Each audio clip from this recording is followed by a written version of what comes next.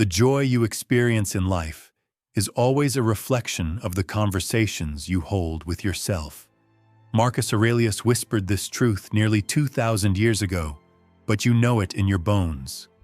Think of those nights when you stare at the ceiling at 3:00 a.m. wondering who you've become. It's not the world outside that keeps you awake. It's the inner dialogue looping endlessly, questions piled on top of regrets, doubts sharpening into something heavier than sleep itself. You've felt it, haven't you? That sudden realization that somewhere along the way you stopped taking care of yourself. When did self-care turn into something unreachable?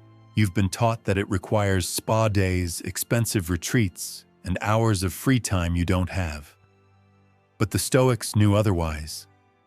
They understood that real change doesn't demand grand gestures. It takes root in the smallest of practices, repeated until they shape the very texture of your days. Think of water slowly carving stone, not through force, but through persistence. That's how you reinvent yourself. That's how you peel away the layers of exhaustion, anxiety, and distraction to uncover a steadier, stronger version of you. The beauty of Stoic self-care is that it subtracts rather than adds. It doesn't clutter your already crowded schedule. It clears the space where you live. Epictetus wasn't telling you to add more burdens when he said no one can harm you without your permission. He was pointing to the harm you do yourself when you neglect to overextend and forget your worth. Self-care in this lens isn't indulgence, it's survival. It's returning to the center where clarity, calm, and resilience live. So you begin not with sweeping overhauls, but with micro habits, tiny acts each under 5 minutes, costing nothing unnoticed by others yet powerful enough to reshape your identity. They are the archaeologist's brush gently sweeping away dust from a masterpiece already there. What makes them revolutionary is that they are impossible to resist. Too small for your mind to reject, too gentle to fail, yet consistent enough to create seismic shifts. Imagine the next 6 months of your life. Not a sudden reinvention, but a quiet one. Decision by decision, day by day, you begin to change. People around you start to notice something different. Not louder, not showier, but calmer, more grounded, harder to shake. They'll ask what changed, and the truth will surprise them. It wasn't a retreat, a course, or a radical transformation. It was 5 simple rituals practiced with the patience of a stream-carving stone. And here's the truth you've forgotten: you don't need fixing. You're not broken. You only need recalibrating, like a guitar that's slightly out of tune, but still capable of beauty once adjusted. Self-care is that tuning process. It's not about escaping life. It's about standing firm in it. It's not about reinventing someone else. It's about uncovering who you've always been beneath the burnout. That journey begins now. Over the next chapters, you'll meet the 5 habits that the Stoics would nod at with approval. Each one is deceptively small, but each one clears a layer of dust from your inner self. 2 minutes in the morning to clear your mind. A dig for gratitude in places you normally overlook. A pause to audit your energy before it drains. A breath to soften the critic inside you. A nightly ritual to honor your quiet victories. These are not luxuries. They are necessities. They are your way of reclaiming the life you've allowed to slip through cracks of busyness and distraction. Think of them as daily anchors holding you steady when storms hit, and storms will hit. But with these anchors, you stop drifting. You stop drowning in the noise. You start becoming unrecognizable, not to the world, but to the version of you who thought survival meant neglecting yourself. So lean in. Don't wait for motivation. Don't wait for the perfect time. Each breath you take is an opportunity. Each habit is a doorway back to yourself. As Marcus wrote, "The happiness of your life depends upon the quality of your thoughts." And beginning today, you will choose thoughts that restore rather than destroy. You will no longer wait for permission to matter, you will give it to yourself. You begin with a clock, not a creed, 2 minutes that recalibrate everything. The 2-minute morning mind sweep looks almost laughably small, but that's its power. Your brain won't protest what it can't fear. This is not about becoming a monk before breakfast. It's about meeting your mind before the world does. The moment your eyes open, static floods in unfinished conversations, looming tasks, echoes from old memories. Most mornings you try to outrun it by grabbing a screen, but that only stacks noise on noise. Today you sit up, plant your feet, and choose presence over panic. Set a timer for 2:00. That boundary matters. Without it, you'll drift into thought or drift away from it. With it, you've created a tiny container where clarity can pool. Let your gaze rest somewhere neutral, your knees the floor, and do the simplest hard thing: watch. Thoughts will slide in a meeting. A message you regret something. You're eager for something you fear. Name them silently, like labels on folders: anticipation, worry, replay, planning. You are not fixing, fighting, or filing them away. You're inventorying them as a shopkeeper checks shelves before opening. Prososh, sustained attention, was the Stoic word for this posture. It is the muscle that turns life from a blur into a choice. You will be tempted to judge what shows up. I shouldn't still be stressed about this. Pause. Notice that impulse too. Non-judgment isn't passivity, it's precision. The point is not to polish your mind into emptiness. It's to see it clearly enough that you don't mistake a passing cloud for the sky. When a looped thought repeats about money, approval conflict, acknowledge the loop and let it pass again, the way you'd watch waves collapse on shore without chasing them into the water. By day 3, patterns emerge. Mondays deliver tightness. After social events, rumination spikes. On days you skip dinner or sleep, your mind grabs for control by scripting catastrophes. These observations are not criticisms, they are coordinates. You are mapping your weather so you can choose a coat instead of cursing the rain. The Stoics insisted that events don't disturb you, your judgments do. This practice exposes judgments early when they're still soft and negotiable, before they harden into the day's mood. Make it frictionless. Keep your phone on airplane mode and your timer preset on your nightstand. Lay a small card beside it with a single line: observe, don't fix. If you share a room, use a silent, vibrating timer. If you sleep through alarms, anchor the habit to a cue that always happens after turning off the alarm. Sit up and start. For travel days, do it on a train seat, in a rideshare, in a bathroom stall if you must. Consistency, not ambiance, builds results. Add a simple exit ritual when the timer ends. Take one slow breath and summarize your mind in 7 words or less. Work pitch, worry. Excited to see mom. Write it in a notes app or a tiny notebook. That micro summary becomes a breadcrumb trail across weeks. In 10 seconds, you create longitudinal data about your inner life, evidence you can't argue with when you think I'm always a mess.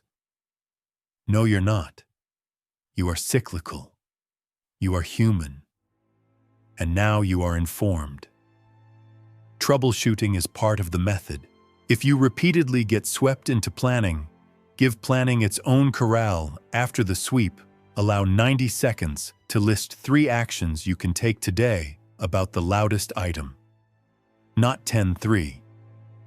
If drowsiness drags you under, do the sweep standing with your hand resting on a doorframe. If judgment hijacks the process, introduce a mantra at the start. This is a viewing, not a verdict. If anxiety spikes while observing, open your eyes a bit wider and name the physical world chair window light. then return to naming thoughts.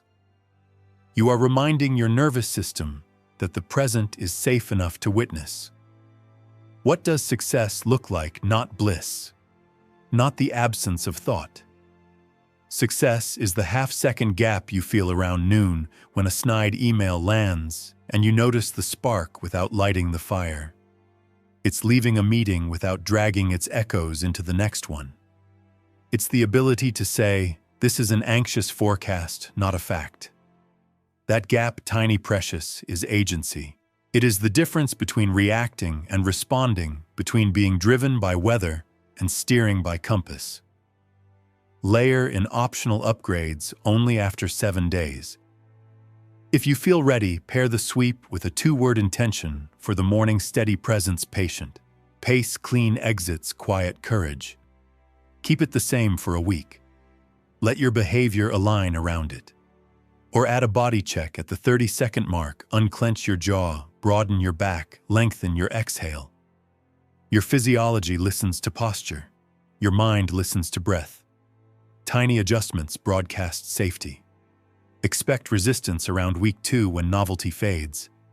This is where you practice stoic discipline, not for severity, but for mercy. You will miss a day. Good. Now learn how to return. The protocol is this: don't double sessions to make up. Don't shame yourself with streaks. Simply begin again tomorrow, as if you never stopped. Consistency grows not from perfection, but from quick returns. At 30 days, review your 7-word summaries. Circle the 3 most frequent emotional themes. For each theme, write 1 sentence that reframes your default judgment into a cleaner description. "I am overwhelmed" becomes "I am holding too many unclarified commitments." "No one respects me at work" becomes "I haven't negotiated my boundaries yet." Then choose 1 micro-action for the coming week that corresponds to each sentence. Awareness that doesn't inform action ferments into frustration. Awareness that guides 1 step per day matures into strength. You will notice collateral benefits. Conversations run clearer because you're not bringing preloaded noise into them. Creativity rises because the channel is less clogged. Even your sense of self softens. You stop believing every story your mind tells in the dark. You start treating thoughts like weather alerts, useful sometimes, wrong always, revisable. This is the quiet competence of someone others describe as calm. Calm isn't something you are. It's something you practice for 120 seconds before the world wakes up. Do it tomorrow. Sit up. Timer on. Watch the clouds. Name them without verdict. 1 breath to close, 7 words to remember. Carry the gap with you like a hidden amulet. When the day tests you, and it will, you won't be empty-handed. You'll have a practiced pause, a trained attention, and a mind you've met before sunrise. That is how reinvention begins, not with a vow, but with a view. Gratitude isn't about forcing yourself to smile or repeating tired lists of blessings until the words lose all meaning. It's about digging, uncovering the hidden gems buried beneath your ordinary day. The Stoics called this the discipline of perspective, the ability to see reality as it truly is, not as fear or habit distorts it. Seneca wrote that every fresh beginning is born from the ending of something else. Gratitude, in this deeper sense, is the archaeology of attention, and your task is not to stockpile generic thanks, but to excavate the overlooked treasures that already surround you. Here's the practice: once per day, no fixed time, just whenever it comes to mind. You pause and search for 1 precise moment worth noticing. The rule is simple, it cannot be obvious. Not, "I'm grateful for my family or my health or my job." Those matter, but repetition numbs them. Instead, you're looking for something almost too small to matter. A fleeting kindness, a subtle win, an unnoticed ease. The cup of coffee that tasted perfect without you asking. The key that turned smoothly in the lock. the reflex that caught you before you stumbled, the smile from a stranger that arrived exactly when you needed it. At first, this feels trivial. Your brain trained to scan for problems protests. How can this matter? That's the point. You're rewiring your focus. Modern neuroscience calls it neuroplasticity, the ability of your brain to form new circuits based on repeated attention. Each time you highlight a micro moment of value, you strengthen pathways linked to joy and appreciation. At first, you'll hunt. After a week, moments start appearing on their own. By the second week, you're surrounded by sparks of goodness you once walked past blind. But don't stop at noticing. Go deeper, ask why this moment stood out. What about it nourished you? Who else made it possible that flawless coffee didn't appear by magic? A farmer somewhere nurtured the beans. A chain of people roasted, packaged, shipped, and brewed them. Even the person in line before you kept things moving so you could arrive at that perfect sip. Suddenly, your gratitude expands outward, touching invisible lives and systems. What was once a simple drink becomes a web of collaboration, effort, and grace. Gratitude turns into awe. The Stoics insisted that seeing clearly meant recognizing the interconnectedness of all things. Marcus Aurelius reminded himself that every act rests on countless hidden supports: the sun, the earth, the labor of others. When you practice gratitude archaeology, you stop treating goodness as isolated luck. You see it as the fruit of a vast orchard tended by hands you'll never meet. And that shifts your posture in the world. You become humbler, gentler, more patient, because you now recognize how much of your life is a gift woven by others. What changes when you practice this daily? At first, just your attention. You stop defaulting to complaint. You start noticing the texture of reality, sunlight on skin, the door held open, the way laughter interrupts heaviness. By the second week, you notice your mood shifting. Negativity still visits, but it doesn't monopolize. Even on hard days, your mind insists on finding a glimmer. And by the end of a month, it's not just your outlook, it's your behavior. Once you're trained to see subtle kindness, you begin offering it without effort. You hold the elevator an extra second. You ask the cashier how their day is. You show patience when you might have snapped. This is not fragile positivity. Stoic gratitude is not about denying hardship. It's about building an unshakable foundation of appreciation so strong that difficulty can't topple it. You stop treating gratitude as a mood and start wielding it as a discipline. Like lifting weights, it strengthens your ability to hold perspective even when life presses down. Instead of being crushed by problems, you begin balancing them on the sturdier muscles of awareness and appreciation. To anchor the practice, keep a small notebook or a note on your phone titled Gratitude Digs. Each day, record your one discovery in a single line. Not essays, not paragraphs, just the moment and why it stood out. Keys on first try felt like life cooperating. Neighbor waved, reminded me I belong. Sun through blinds, warmth without cost. Over weeks, this log becomes a museum of hidden beauty. On darker days, you flip back and remind yourself the world is not barren, only sometimes unseen. Seneca urged his students not to envy what others had, but to notice the abundance already flowing through their own lives. You're doing that now, not with theory, but with practice. And the impact radiates outward. People feel safer around someone who notices and acknowledges the small good in them. You'll catch details others miss, encourage them with truths they didn't even know you saw. You'll become magnetic, not because you fake cheerfulness, but because you carry a steadiness rooted in reality. So tomorrow, when your mind rushes to problems, pause. Ask what overlooked moment has value right now. Find it. Name it. Trace it back to the web of people and forces that made it possible. Let gratitude deepen into awe. And with that, you reshape not just your outlook, but your entire way of moving through the world. Say it to yourself quietly but firmly, I am a treasure hunter in my own life. Energy is the currency of your existence. Every choice you make, every relationship you sustain, every goal you chase, each one is fueled or starved by the invisible current of vitality that runs through you. Marcus Aurelius once admitted his surprise that people treasure their own being, yet constantly allow the weight of others' opinions to drain them. His observation pierces across centuries. Most of us leak energy into tasks, people, and thoughts that return nothing but fatigue.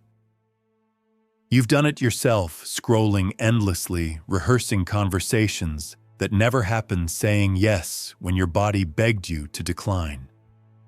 And then you wonder why you feel hollow by nightfall. The Stoics would urge you to guard your life force as carefully as your breath. Imagine your phone battery.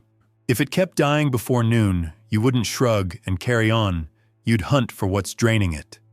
You'd close background apps, dim the screen, shut off features you don't need.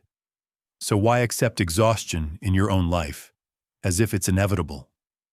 Why not run the same audit on yourself? That's the essence of the third micro habit, the energy audit moment. Here's how it works.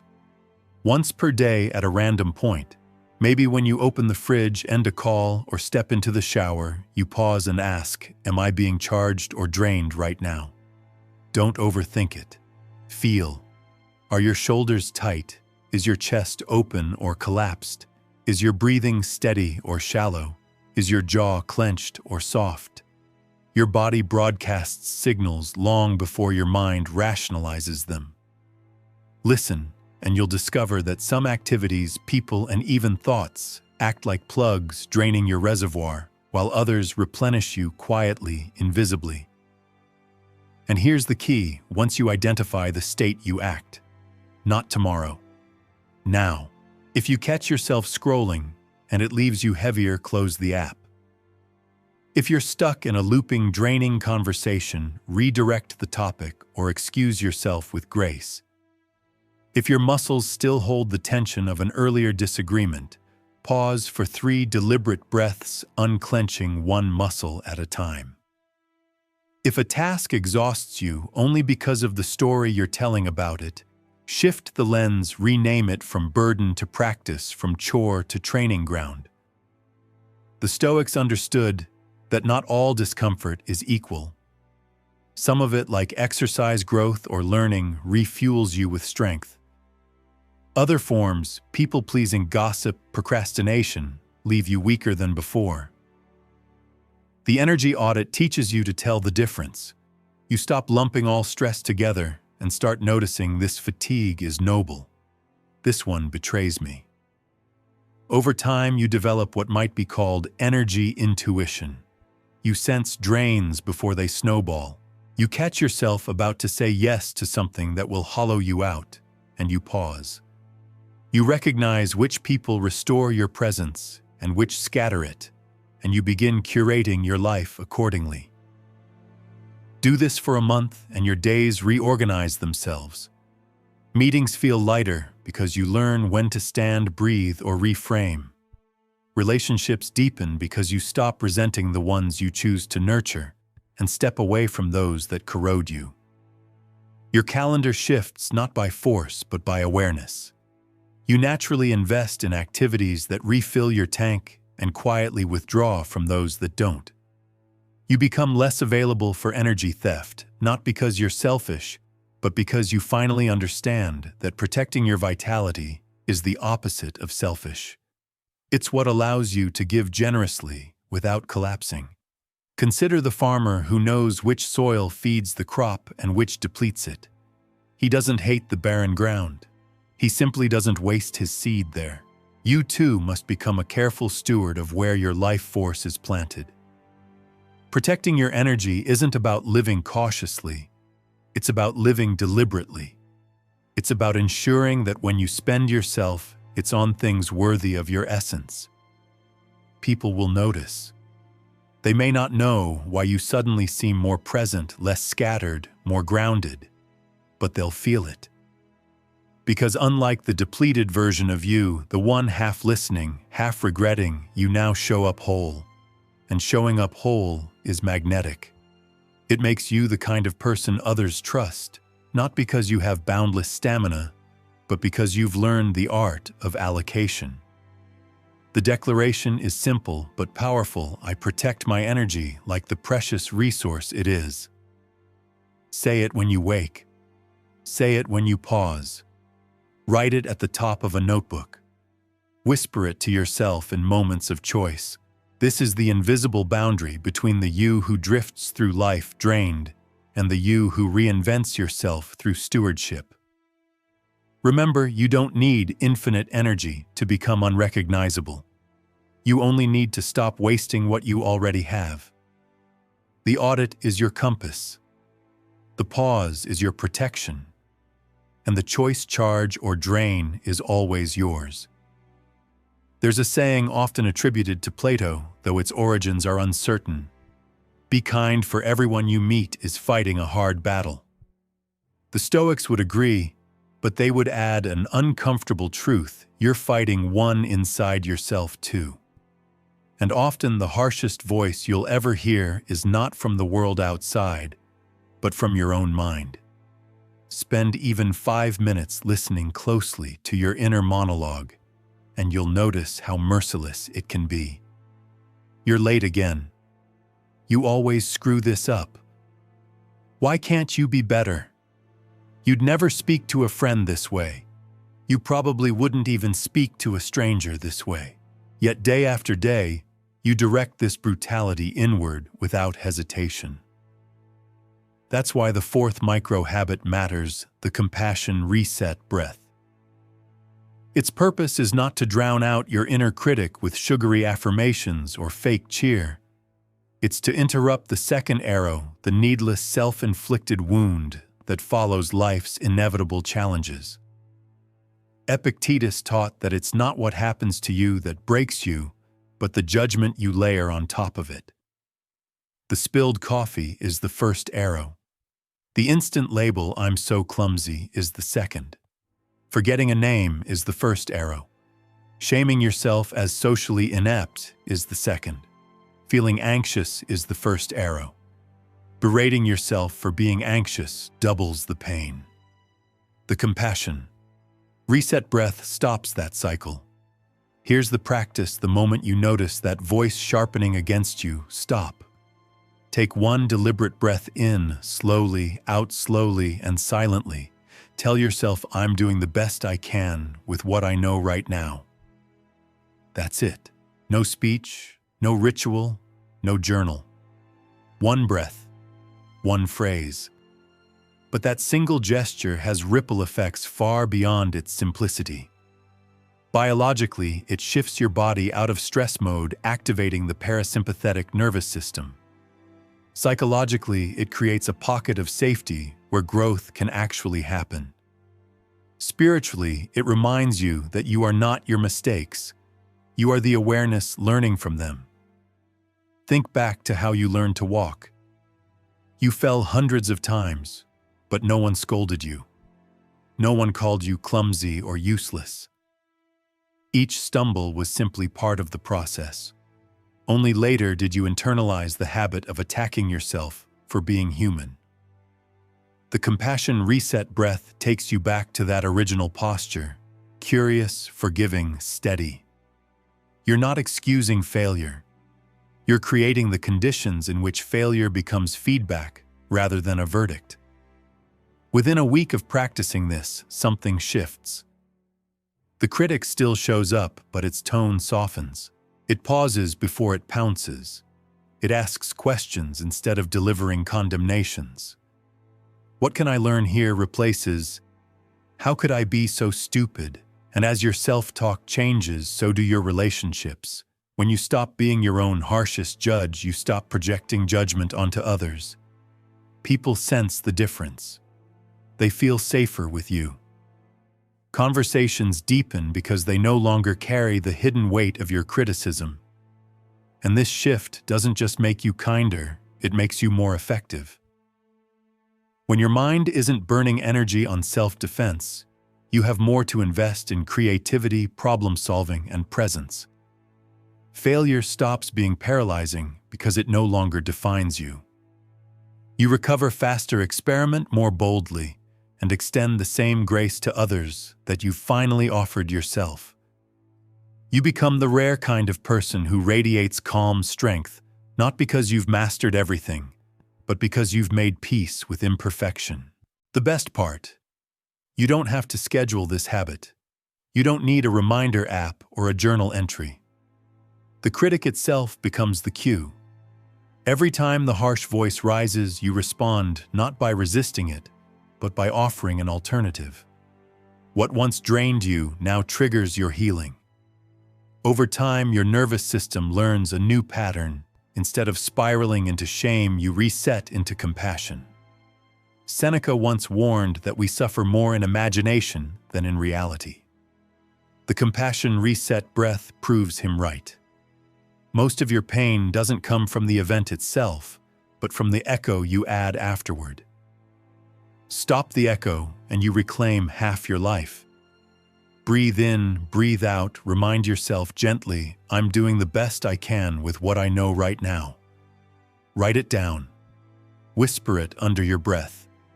Declare it in the quiet moments when no one is watching. The more you repeat it, the more it rewires you. You become unrecognizable not because you erase flaws, but because you stop treating them like crimes. You stop being the drill sergeant of your own soul and start becoming its guardian. Say it clearly, even now I speak to myself with the kindness I deserve.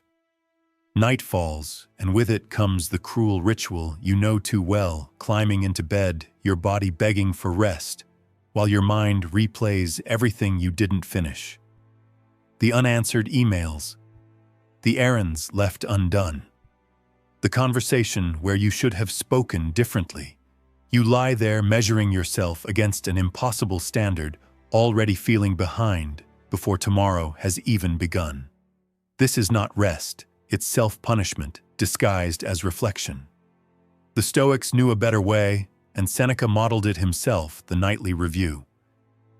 But not as a moral report card, as an act of recognition, as a moment to say, I did enough. That's the heart of the fifth micro habit, the daily done declaration. Each night before sleep, claims you spend 2 minutes recalling 3 things you accomplished. They don't have to be spectacular. In fact, they shouldn't be obvious. This isn't about promotions, big wins, or grand gestures. It's about the quiet victories that never make it onto your to-do list, but carry your humanity forward nonetheless. Maybe you resisted snapping when someone pushed your patience. Maybe you chose water instead of another coffee. Maybe you checked in on a friend, decluttered a drawer, gave someone space in traffic, or remembered to pause before reacting. By honoring these nearly invisible acts, you rewrite the story of your day. Instead of ending on incompletion, you end on sufficiency.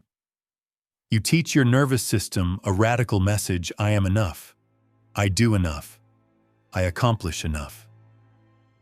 This isn't settling, it's reframing.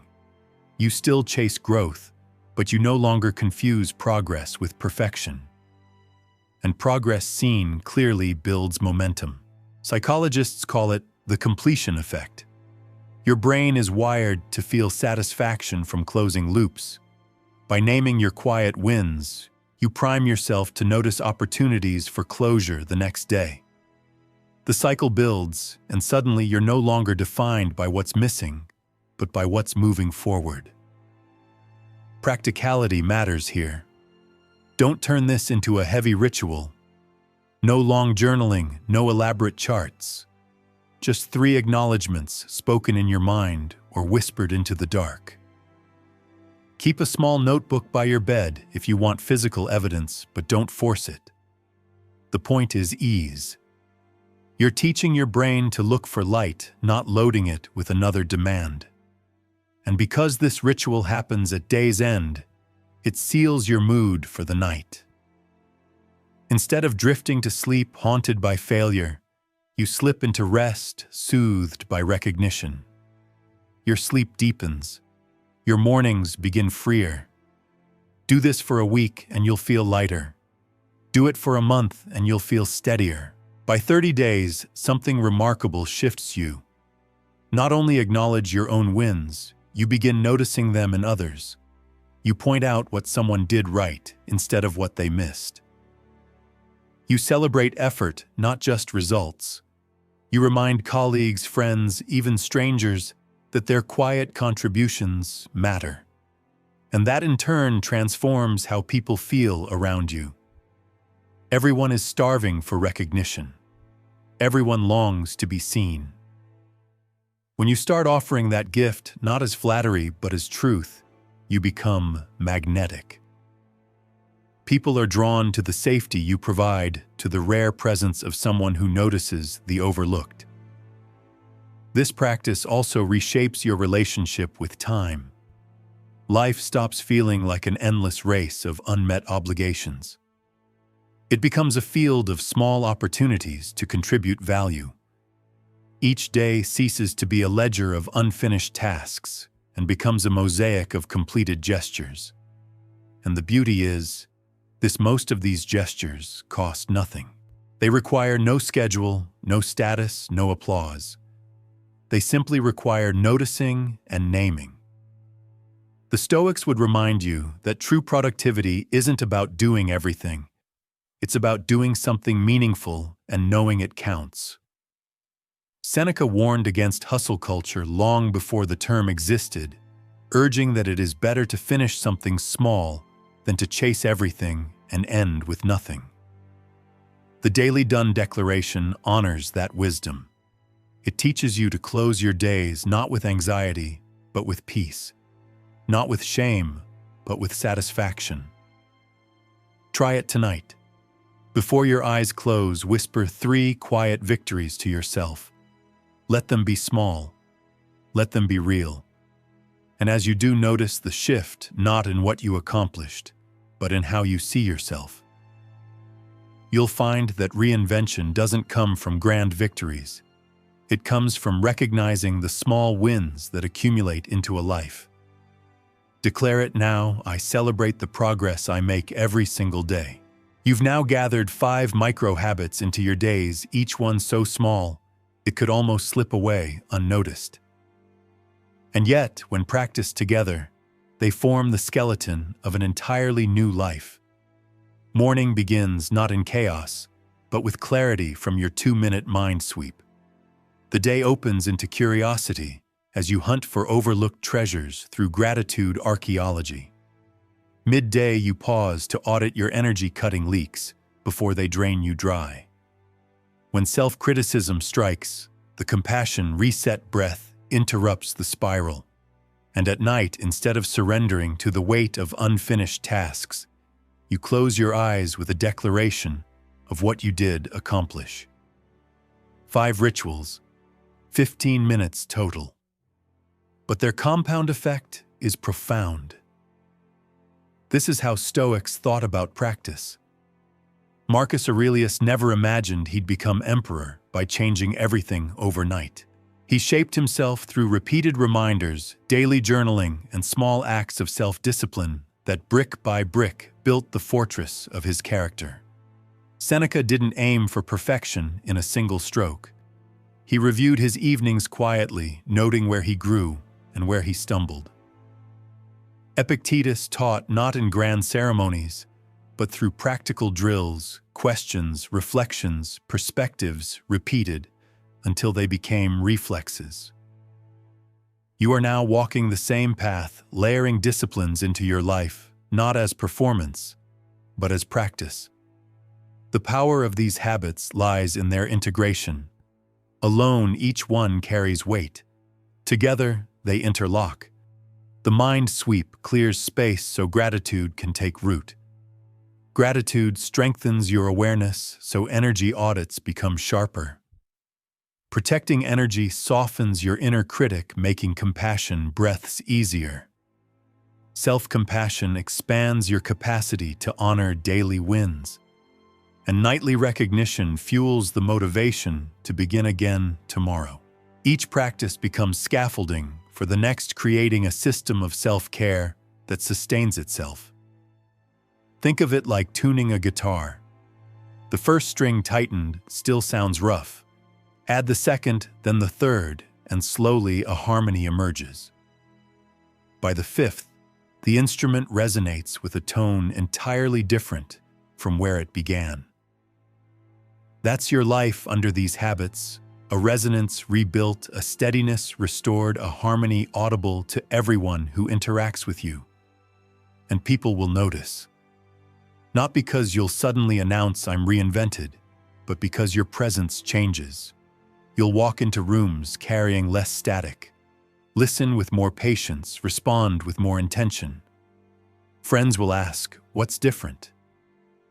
Co-workers will sense steadiness in your tone. Even strangers will feel the subtle glow of someone anchored in themselves. Reinvention isn't about changing who you are. It's about becoming unrecognizable to the version of you who once ignored your needs. This is where the Stoic paradox shines. Self-care is not selfish. When you tend to your inner world, everyone benefits. Your conversations deepen because you're not distracted. Your work improves because you protect your energy. Your relationships strengthen because you extend the same compassion inward that you offer outward. You stop leaking resentment into the world because you no longer betray yourself in small daily ways. By now, you've probably realized that what you're building is not a routine, it's an identity. Each micro habit whispers, "I respect myself." And identity, once shaped, drives behavior automatically. You're no longer forcing yourself to act differently. You're simply living in alignment with the person you've quietly become. That's why these habits feel sustainable. They don't demand you become someone else. They reveal the you who's been waiting beneath burnout all along. The real transformation isn't that your schedule looks different. It's that your perception does. The mornings feel lighter, not because obligations disappeared, but because you meet them with clarity. The afternoons feel steadier, not because people changed, but because you guard your energy. The evenings feel gentler, not because the world slowed down, but because you learned to name what you've done instead of cursing what you haven't. This shift is internal, but it radiates outward, reshaping how you experience everything. Write this truth somewhere visible. True change doesn't demand perfection, only repetition.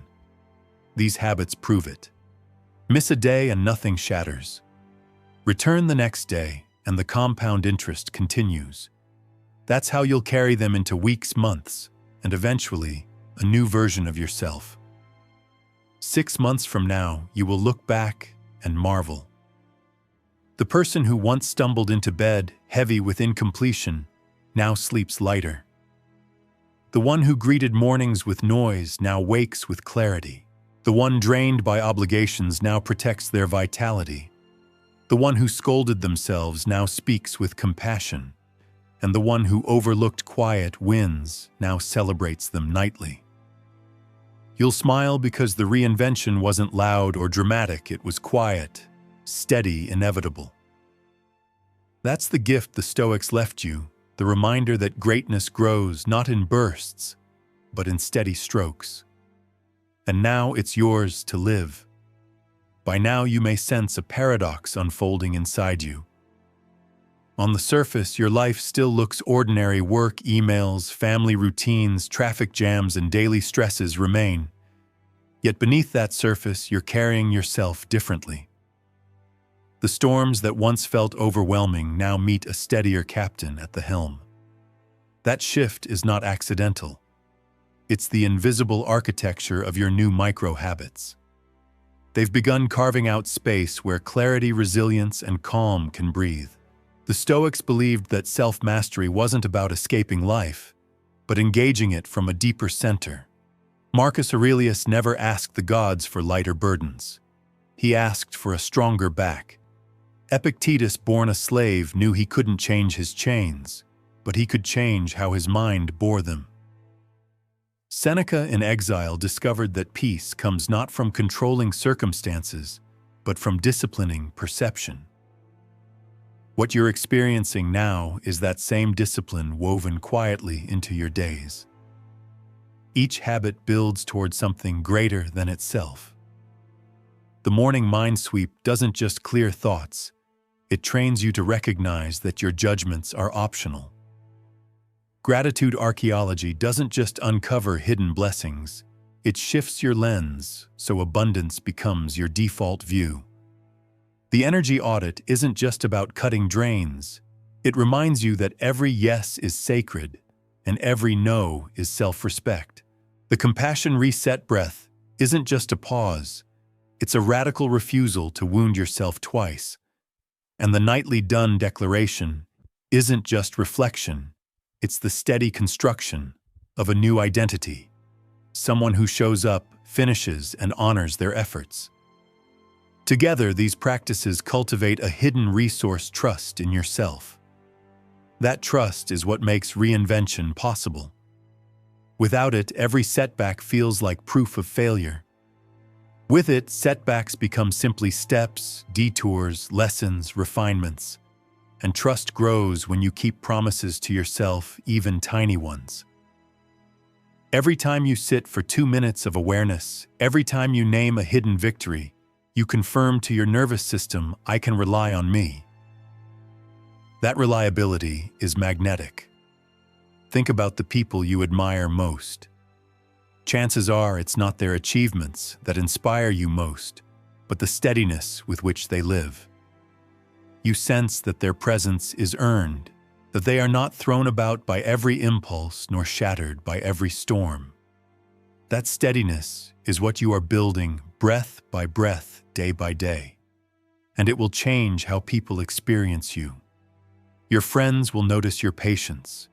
Your coworkers will notice your focus. Even strangers will sense the grounded quality in the way you carry yourself. But here's what matters most, you'll notice it. You'll notice that you recover from conflict quicker, that you spend less time lost in spirals of judgment, that you enter sleep with peace instead of dread, that you wake not to noise but to a deliberate choice of attention. These may seem like subtle shifts, but they accumulate into something undeniable. They make you unrecognizable not in appearance but in essence. The beauty of this path is its humility. You're not chasing a flawless future self, polished and untouchable. You're uncovering the version of you that's been there all along, buried beneath noise, fatigue, and neglect. You're not fixing, you're revealing. Not adding, subtracting. Not striving to become someone else, but returning to yourself with clarity. The Stoics taught that philosophy isn't theory, it's practice. And you're practicing now in the most stoic way possible, not by reciting doctrines, but by shaping your everyday habits until they shape you in return. That's how wisdom enters the bloodstream, not in lectures, but in repetitions. So keep repeating. Keep sweeping your mind in the morning, digging for gratitude in the day, checking your energy before it leaks, softening the critic with a single breath, and declaring your quiet victories before sleep. Do this long enough, and you'll find that you no longer do the habits, they begin to do you. They become your default, your rhythm, your way of being. And when that happens, you will know what it means to reinvent yourself not through fireworks or grand declarations, but through the steady, quiet power of repetition. You've walked long enough with these habits now that something deeper is stirring, a sense that this isn't just about managing stress or adding a touch of calm. It's about transformation at the level of identity. When you practice self-care the Stoic way, you aren't polishing the edges of your life, you are chiseling at the very stone of who you are. And slowly, almost invisibly, you're becoming unrecognizable to the version of yourself who once lived on autopilot. The Stoics often compared philosophy to training. Epictetus reminded his students that if they wanted to become strong, they had to lift heavy things repeatedly, not just once. In the same way, you can't expect to change your life with a single breakthrough. Change is born from the compound interest of daily practices, as subtle as they may seem. You don't reinvent yourself by force. You evolve into someone new because repetition carves new grooves into your character. This is where most people falter. They want visible change quickly, something dramatic to prove to the world they've turned a corner. But Stoicism laughs at that illusion. Grand gestures often crumble under their own weight. Small acts endure because they bypass resistance. 2 minutes of mind-sweeping doesn't scare your brain, it welcomes it.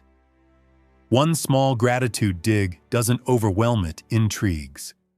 A brief energy audit doesn't exhaust it, informs. A single compassionate breath doesn't demand perfection, it gives permission. A nightly declaration doesn't measure failure, it honors progress. The habits succeed precisely because they are too small to fail and too powerful to ignore once accumulated. Imagine 6 months from now. A friend you haven't seen in a while meets you for coffee. They notice something in your eyes, a steadiness that wasn't there before. Your responses are slower, more intentional. You laugh more freely, not because life is easier, but because you're not dragging invisible weights into the room. They ask, "What changed?" And you'll know the answer isn't a retreat or a course or a dramatic event. It was 5 daily rituals stitched into your life until they stitched you into someone new. The transformation isn't about becoming flawless. It's about becoming free from the tyranny of self-criticism, free from the drain of unconscious choices, free from the chaos of unexamined thoughts. That freedom doesn't announce itself with fanfare. It reveals itself in moments when you choose not to overreact, when you notice beauty in something small, when you close your eyes at night with peace instead of regret. Reinvention doesn't shout. It whispers, and only those close enough to pay attention will see how much you've shifted. The Stoics didn't care about image, they cared about essence. Marcus Aurelius didn't write his meditations for applause, but to remind himself how to live. Seneca didn't pen his letters to sound wise, but to practice wisdom in real time. Epictetus didn't demand his students memorize doctrines. He urged them to embody principles. That's the tradition you're continuing now, living philosophy, not as theory, but as habit, until it becomes the marrow of your life. And this is why your reinvention lasts. Fads fade because they're external. Resolutions fail because they're too ambitious. But habits rooted in Stoic wisdom endure because they arise from alignment with your nature. They don't demand you escape life. They teach you to meet it. They don't ask you to perform for the world. They invite you to honor yourself. That's why 6 months of this work doesn't just make you better at coping, it makes you different at your core. So pause and take inventory. Who were you before you began, exhausted, scattered, self-critical, restless, burdened? Who are you becoming, clearer, steadier, kinder, present, resilient? The shift may feel quiet now, but one day soon you'll look back and realize you've crossed a threshold. You are no longer the same person. You've become unrecognizable not because you put on a mask, but because you finally removed one. Write this into your bones. Reinvention is not a moment. It's a practice. And by practicing, you've already begun. The path of reinvention does not end with fireworks. It ends the way it began, with one deliberate step repeated until it carries you farther than you imagined. You now see clearly what the Stoics always taught, that transformation is not about fleeing life, but about facing it differently. You don't escape the noise. You learn to sweep your mind before it takes root. You don't beg for endless abundance. You train your eyes to see hidden treasures already around you. You don't wait for perfect energy. You learn to guard the spark you already have. You don't silence your critic with rage. You soften it with a single compassionate breath. And you don't measure yourself against endless lack. You close each night by honoring the quiet victories you've already won. This is the rhythm of your days now. Morning clarity, daytime gratitude, midday energy audits, gentle resets, nightly closure. Each one so small you could overlook it. But each one so powerful it has begun remapping the way you live. The Stoics would remind you that character is shaped by what you do repeatedly, not what you declare once. These habits have become the steady sculptors of your soul. And here is the irony: people will think you've changed drastically, but you'll know the truth. You didn't add more. You didn't become someone else. You simply subtracted the noise, cleared the clutter, removed the masks.